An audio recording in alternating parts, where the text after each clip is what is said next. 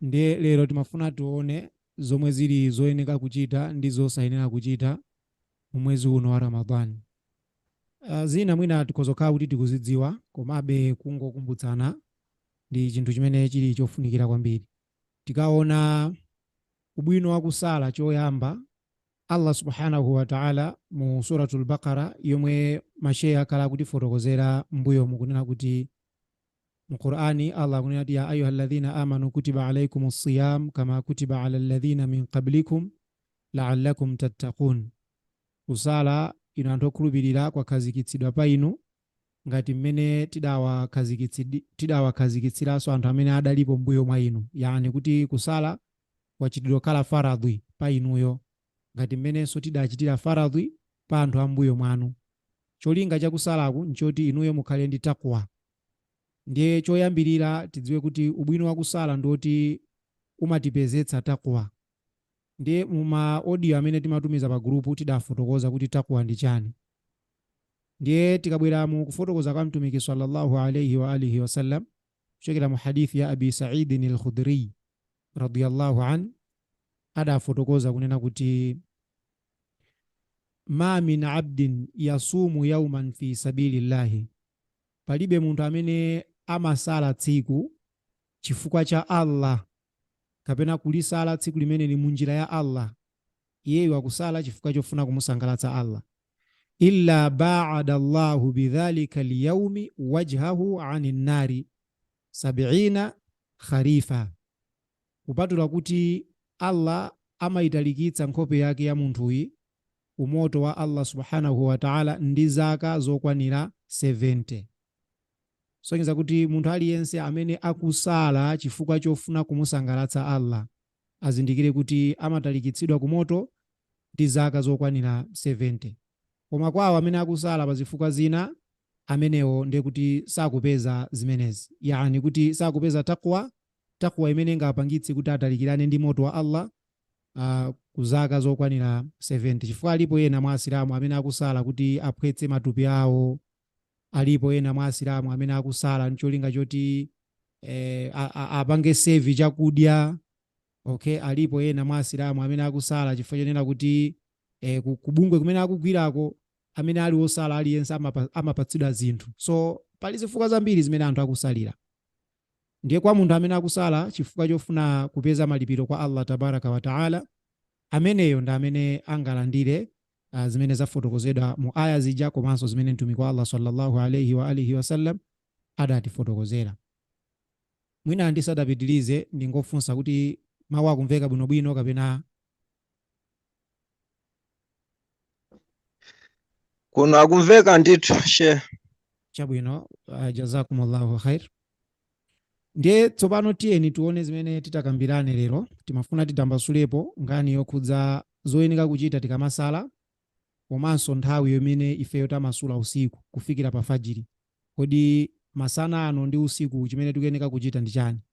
Komanso zimene tikuyenera kuti tizipewe ndi ziti?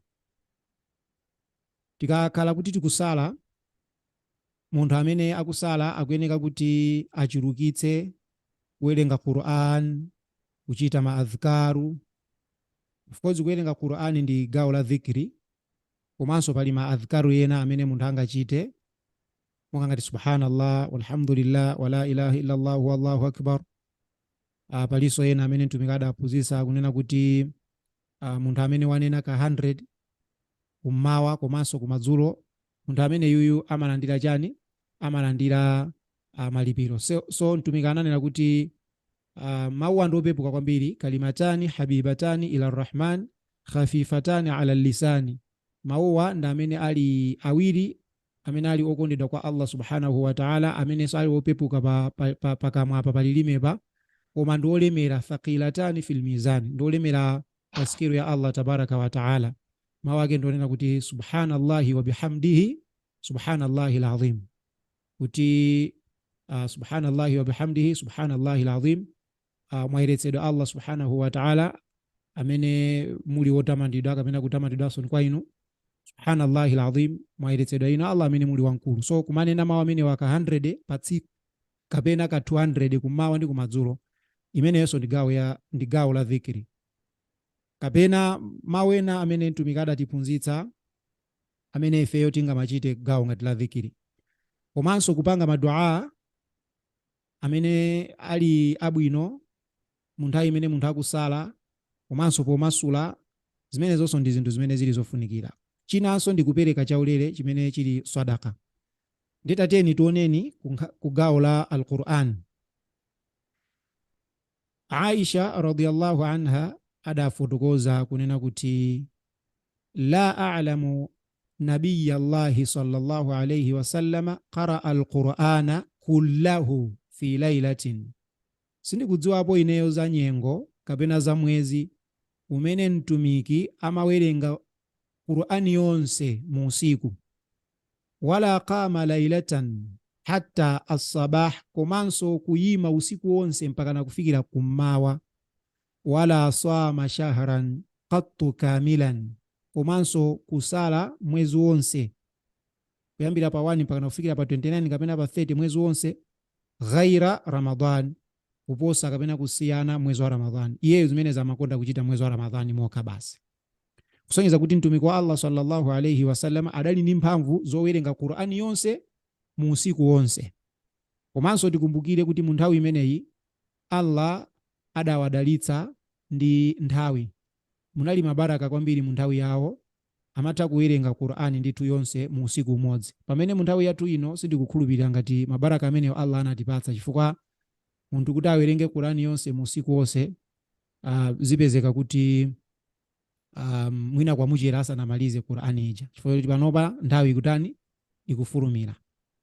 Ndiye iyeyu munthu awerenge mmene angakwaniritsire. Ndiye pali ma ahadithi ena amene akupanga support kuchokera kwa Abdullahi ibn Amri.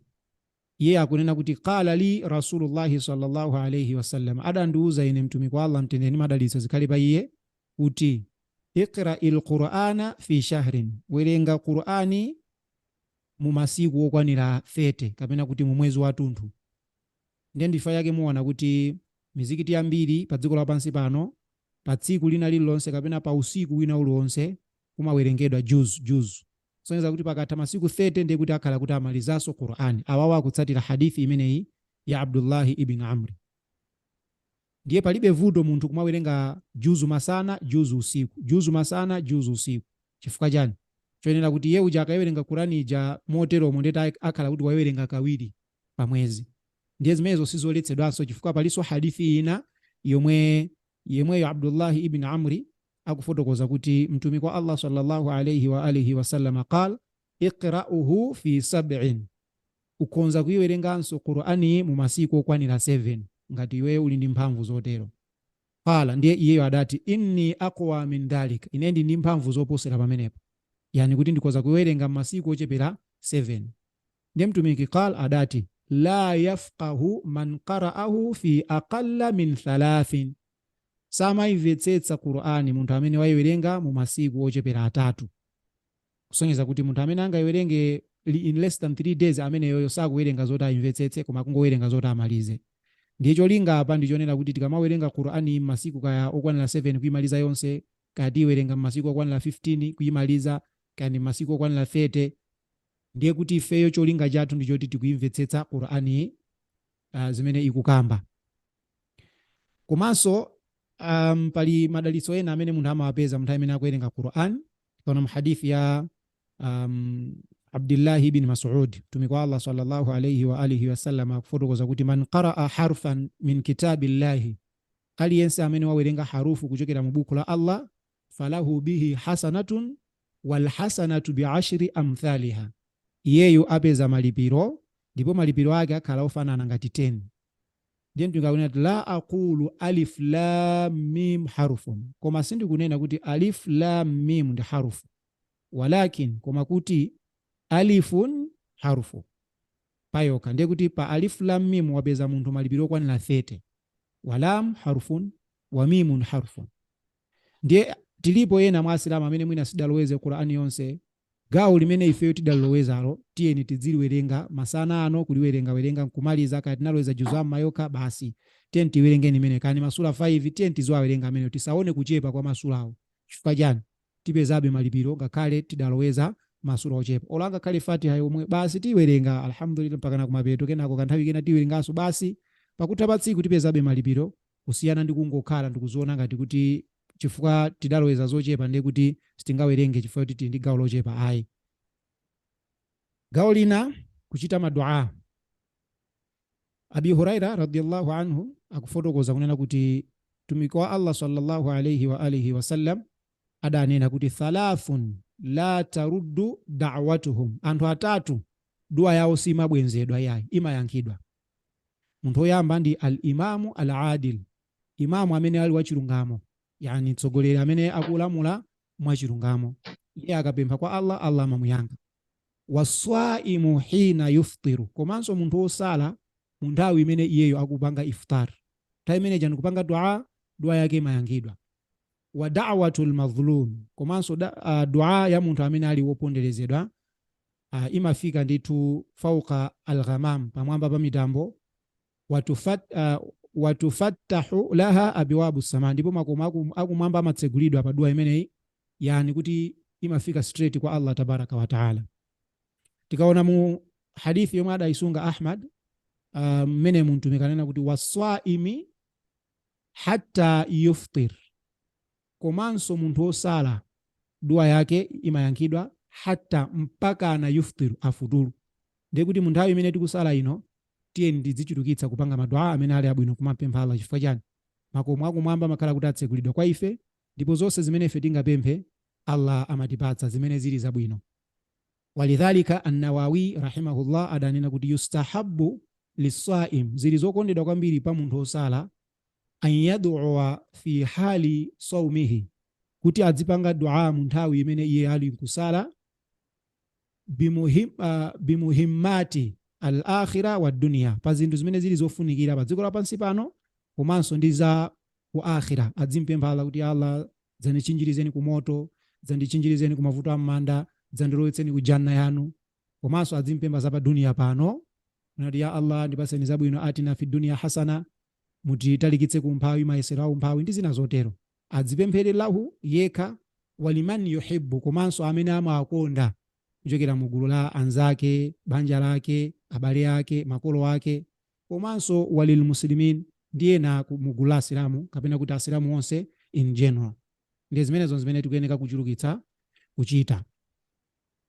Tikaona kumbali ya maadhkaru, palibe hadithi iliyonse imene kukamba maadhkaru amene munthu angachite mu nthawi ya Ramadhani kapena mu nthawi imene akusala, kuti iyi ndi dhikri special yochita muchani mwezi wa Ramadhani. Alipo ena ma social media mo akumanamiza anthu pomabweresa timaposta tinataki ndomanena ti iyi ndi dhikri ya lero kapena kuti iyi ndi dua ya lero, ndi anthu akumapezeka zoti akumapanga zimene zija, koma zimene zija laisa min rasulillah, sizochokera kwa mtumiki. Mtumiki sada tipatse dhikri special ya mwezi wa Ramadhani kupatulako imene adakamba yokhudza Lailatul Qadri, kunena kuti ukafika usiku wa Lailatul Qadri kapena munthawi imene munthu akupanga al-i'tikafu akusakasaka Lailatul Qadri, mu usiku wake wazinena, ndiye adapereka dua kapena kuti dhikri imene munthu akuyeneka kuinena. Ndiye imene sitinena pano, tidzainena inshallah tikadza makamba nkhani ya al-i'tikafu. China ndi kupereka sadaka. Ibn Abbas radhiyallahu an akufotokoza kuti kana Rasulullah sallallahu alayhi wasallam ajwada an-nas, nditudi mtumiki adali wofewa kwambiri mtima poyerekeza anthu onse, iyeyo adali number 1 kufewa mtima. Wakana ajwadu ma yakunu fi Ramadhan, koma amafewetsetsanso kwambiri mtima ukafika mwezi wa Ramadhan amapereka. Ndiye apa chopereka sichili restricted kuti munthu adzingopereka chakuti munthu akhoza kupereka chimene iye ali nacho. Tikaona mufotokoza kwake Abi Dharrin, iye akunena kuti yusbihu ala kulli sulama min ahadikum fi kulli yawmin sadaqatun. Aliyense, iyi ndi hadithi so imene iye akupanga attribute kuchokera kwa mtumiki, kuti kukamacha chiwalo chilichonse pathupi la munthu chimadzuka ukuchikutani ukuchikufuna kuti chipange madhikiri mu tsiku lililonse. Ndiye falahu bikulli salatin sadaqa, pa swala iliyonse imene thupi la munthu lima swali ndeti ziwalo zake zimakhala kuti zapereka sadaqa. Wasuyamin sadaqa, komanso kusala kumene munthu amasalaku ndi sadakanso imene akupereka sadaqa ku ziwalo zake. Wa hajjin sadaqa, komanso kuchita haji ndi sadaqa imene ya ziwalo zake. wa tasbihin, komanso kuchita tasbih ndi swadaka, yani subhanallah subhanallah subhana, imeneyo ndi kuti munthu apereka swadaka. Komanso wa takbirin swadaka, wa tahmidin swadaka, kuchita Allahu akbar, kuchita so alhamdulillah, imeneyo ndi swadaka. Fa'adda Rasulullahi sallallahu alayhi wa sallam min hadhihi al-a'mali as-salihati thumma qala, ndiye mtumiki adatchula ntchito zabwino zonse zimene munthu angazichite kuti zimene zozo ndi gawo la swadaka. Ndiye kenako adati yujzi'u ahadukum min dhalika rak'ata ad-duha, ndiye zonsezi zimasonkhanitsidwa pamodzi kwa munthu yemwe wapemphera marakati awiri a ad-duha. Ndiye tikamati swalati duha ndi swala imene mapemphedwa kuyambira chamma 10 ma 11 isanakwane nthawi ya dhuhuri. Munthu kungopemphera marakati awiri amene ndeta amakhala ngati wapangaso zonsezo wapereka swadaka. Ndezili ndi ife kupereka swadaka kuchokera majeni madhikiriwa kapena kupereka swadaka po swala imene yachani ya ad-duha. Komanso mtumiki wa Allah sallallahu alayhi wa sallam kudzera mwa Anas adatifotokozera kunkhaniso yomasula apapa za swadaka, tanena kuti ukhoza kupereka mmene munthu ungaperekere chilichonse chimene wakufuna, kandi ndalama, kakunkaira munthu chakudya pa nthawi imene akufutula kumpatsa madzi akumwa, kandi ka drink kalikonse mmene ife tingapangire. Zimene zizi zikuoneka ngati nzazing'ono, koma kumapeto kwake kutiona kuti ndi zinthu zazikulu. Ndiye pa nthawi imene ife tikumasula ndi zabwino kwambiri ngati tili ndi kuthekera kumasulira tamra, tende. Anas ibn Malik akufotokoza kunena kuti kana an-nabiy sallallahu alayhi wa sallam yuftiru qabla an yusalliya ala rutabatin, mtumiki amamasula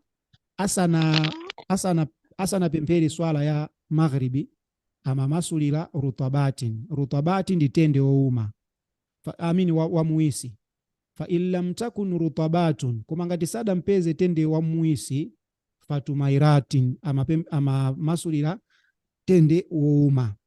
Ndiye ambiri mwa ife mwina tikhozokhala ndi access ya tende wouma, basi tende zimasulira ameneyo, kutenga kamodzi kapena timaijeni 3 kapena 5 mu witri, kapena kuti mu namba yosagawidwa ndi 2.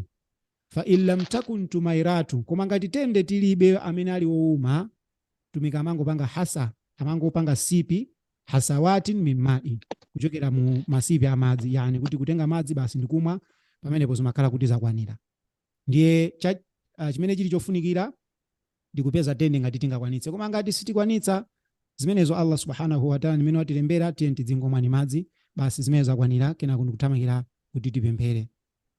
Gawo la kumasana ndi limenero pa zimene tikuyeneka kuti tichulukitse kuchita. Tikabwera kumbali ya usiku, usiku ni nthawi imene munthu amakhala ndi mphamvu chifukwa wamasula, choncho akuyeneka kuyima ndi kumapemphera tarawih. Swala zina za faradhi zo tikudziwa kale kuti timapemphera, koma mu Ramadhani mmakhala swala imene ili tarawih imwe imapempheredwa before kugona. Komanso munthu azolowere kudzuka tahajjud kwa amene tingakwanitse, ndi zabwinonso kwambiri kupemphera swala imene imachedwa kuti tahajjud. Ndiye kwawo amene ali pa banja ndi zofunikiranso kukhala malo amodzi ndi akunyumba kwawo ngati ali ndi mphamvu zimenezo, chifukwa mwizi muliso malipiro. Mtumiki wa Allah sallallahu alayhi wa sallam pa nkhani yopemphera usiku adafotokoza kudzera mwa Abi Huraira kunena kuti man qama shahra ramadan imanan wa ihtisaba, aliyense amene waima usiku mwezi wa Ramadhani, kuima ndi imani komanso ndi chiyembekezo cha malipiro kuchokera kwa Allah, osati kupita ku mzikiti cholinga choti anthu akakumane ndi zibwenzi. Fuka alipo ena amene akumapita ku tarawih koma cholinga chawo si chimenecho, ya pobwerera afuna kuti adzikayenda ndi chani, adzikayenda ndi atsikana, so kapena anyamata. Izi si zimene zili mu chiphunzitso cha mtume. Ndiye munthu amene waima imanan wa ihtisaba, waima chifukwa chofuna kupeza malipiro a Allah subhanahu wa ta'ala, ghufira lahu ma taqaddama min dhanbi, Allah adzamukhululukira machimo ake. Ndiye kuchita sobanja amene tanenera muja kunena kuti mtumiki wa Allah adafotokoza kudzera mwa Abi Dharri kuti wa fi bud'i ahadikum sadaqa, mukupereka chaulere amene mukugonana ndi mkazi wanu kwa mmodzi mwa inuyo ndi chopereka chaulere chimenecho. Qalu, ndiye maswahaba adati ya Rasulallah, ayati ahaduna shahwatahu wa yakunu lahu fiha ajrun, kodi mmodzi mwa ife kuchotsa chilakolako chake pamene ponso pali malipiro? ndiye mtumiki ananena kuti araaitum law wada'aha fi haramin akana alayhi fihi wizrun, kodi mukuona bwanji atati iyeyo akachotsera chilakolako chake chija m'malo a haramu, yani kuti wakachita chiwerewere, kodi pa iye sipakhala nsambi? Maswahaba ananena kuti ndi choncho ya Rasulullah. Ndiye mtumiki ananena kuti fakadhalika idha wada'aha fil halal kana lahu ajrun, zilinso chimodzimodzi kuti iyeyo akapanga zimene zizi pamalo a halali iye apeza malipiro. Sonse kwa amene afuna kukolola zambiri mwezi wa Ramadhani uno, nkhaniso ina ndi imeneyi, ibada imeneyi ndiyo funikiranso. Paliso tikhoza kupanga zimene za Allah kunena kuti tikhoza kukhala malo amodzi ndi mkazi wathu mpaka kufikira nthawi imene ili ya fajiri. Ndiye tikamadya kukonzekera kuti tiyambe kusala mu tsiku limenelo tili ndi suhur yomwe ili dakwi. Anas ibn Malik akunena kuti qala an-nabiy sallallahu alayhi wasallam tasaharu, inu idyani dakwi, fa inna fi sahuri baraka, chifukwa mu dakwi muli madalitso. Ndiye tiyeni tizichulukitsa kudya dakwi, koma tisadye mosakadza. Alipo ena amapika chinsima akuti njala imandipweteka kwambiri masanawa, ndiye tikuyeneka kudya kwambiri. Saumu ikutiphunzitsa kukhala anthu osakonda kudya mopyola malire. Ndiye munthu akhoza kudya kachakudya kochepa, kamene koko ndithu ndi sahuru imene Allah subhanahu wa ta'ala angaperekemo mabaraka. Ndiye mtumiki wa Allah sallallahu alayhi wa alihi wa sallama akunena kuti ni'ma sahuru almu'mini tamru, suhuru yabwino kwambiri kwa munthu okhulupirira ndi imene amagwirisira ntchito tende. Ngati tindi tende basi tikhoza kungodya tende uja kaya muwiri, amini mmodzi, mutatu, 5, basi pamenepo zakwana ndikumwera madzi. Sahuru imene ndi yabwino kwambiri. Koma ngati tilibe tende palibe vuto kudya bredi yo kani mandasi kaya ndi nsima, malingana ndi mmene ifeyo tilili. Ndiye tione malipiro azimene zimachitidwa zabwino mu Ramadhani. Mtumiki wa Allah sallallahu alayhi wasallam akunena kuti kullu amali ibn adama yudha'af, chilichonse chimene mwana wa Adamu amachita chimapangidwa multiply. Alhasanatu 10 amthaliha ila 700 dhifin, zimapangidwa multiply kuyambira 10 times mpaka anakufikira 700 times. So pakati pa 10 mpaka nakufikira 700 zimakhala zikupangidwa multiply pamene. Qala Allahu azza wa jalla, ndiye Allah akunena kuti illa sawm, kupatulako saumu, fa innahu li, imeneyo ndi yanga, wa ana ajzibihi, ndipo ndine amene ndidzapereke malipiro ake, ndikudziwa malipiro ake. Si 10 woyayi kapena so 700. Chifukwa yani munthu yada'u shahwatahu wa ta'amahu min ajli, wasiya zilakolako zake komanso ndi chakudya chifukwa cha ine. Ndiye maulama monga ngati mina kufotokozera Abul Walid al-Baji akunena kuti وفضل تضعيف الصيام أضعاف الجزاء عليه إلى نفسه تعالى، الله wazisungira kwa yeye kama lipiro asaumu. وذلك أنه يقضي أنه يزيد على 700 ضعفا. Iyeyo Allah subhanahu wa ta'ala wailemekeza saumu imeneyi kufikira kuti adzaonjezera pamwamba pa 700 thawabuzo adzaonjezera pamenepo. Senza kuti munthu amene angachite chilichonse mwezi wa Ramadhani chidzapangidwa multiply more than 700. Chilichonse chabwino chimene munthu angachite. Chifukwa Allah sana nene kuti ndi 700, ananena kuti it's above that.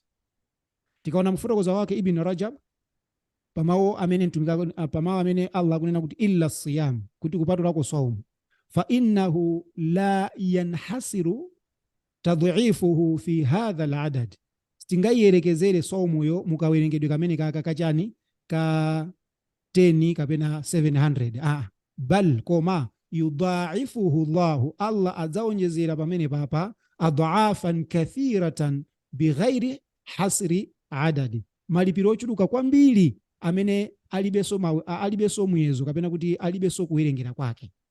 It means kachabwino kalikonse kamene tingachite mwezi wa Ramadhani kamene koko kali ni malipiro amene ali akulu kwambiri kwa Allah tabaraka wa taala. Ndakupitiza kunena kuti fa inna siyama minas sabri, chifukwa kusala uku kuchokera mukupirira. Wakad qala Allahu taala, ngati mene Allah kuyankhulira kunena kuti innama yuwaffa as-sabiruna ajrahum bighairi hisabi, ndithu kwawo amene alopirira kuli malipiro amene alibe mawerengero.